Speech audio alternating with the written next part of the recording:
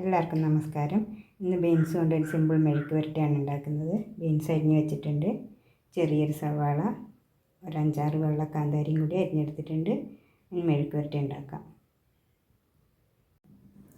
കുറച്ച് എണ്ണ ഒഴിച്ചു കൊടുക്കാം. കടുക് ഇട്ട് കൊടുക്കാം.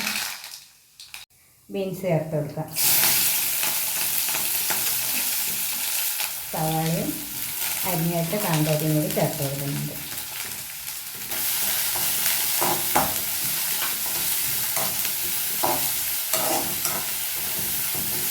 കാൽ സ്പൂൺ മഞ്ഞൾപ്പൊടി ചേർത്ത് കൊടുക്കുന്നുണ്ട്. കാൽ സ്പൂൺ ഉപ്പും കൂടി ചേർത്ത് കൊടുക്കുന്നുണ്ട്. നന്നായി ഇളക്കിയിട്ട് കൊടുക്കാം.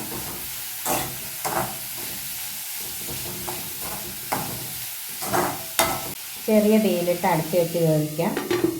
വെള്ളമൊന്നും ചേർക്കേണ്ട ആവശ്യമില്ല. ചെറിയ തീയിലിട്ട് വെച്ചാൽ വെന്ത് കിട്ടും. കരിഞ്ഞു പോകാണ്ടിരിക്കാൻ 2-3 പ്രാവശ്യം ഒന്ന് ഇളക്കിയിട്ട് കൊടുക്കണം. ഒന്നും കൂടി അടച്ചു വെക്കാം. ബീൻസ് ഇപ്പം വെന്തിട്ടുണ്ട്. ഇതിലേക്ക് ഒരു മുട്ട പൊട്ടിച്ച് വയ്ക്കാം. ഇതിലേക്ക് ഒരു 1/4 സ്പൂൺ കുരുമുളക് പൊടി ചേർത്ത് കൊടുക്കുന്നുണ്ട്. ഇളക്കി കൊടുക്കാം.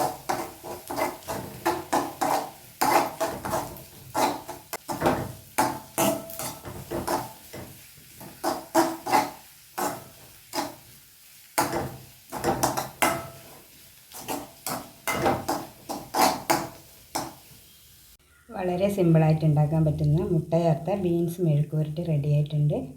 എല്ലാവരും ഉണ്ടാക്കി നോക്കുക. മക്കൾക്ക് ലഞ്ച് ബോക്സിലെല്ലാം കൊടുത്തു വിടാൻ പറ്റിയ നല്ലൊരു മെഴുക്ക് പുരട്ടിയാണ്. എല്ലാവരും ഉണ്ടാക്കി നോക്കുക. Thank you.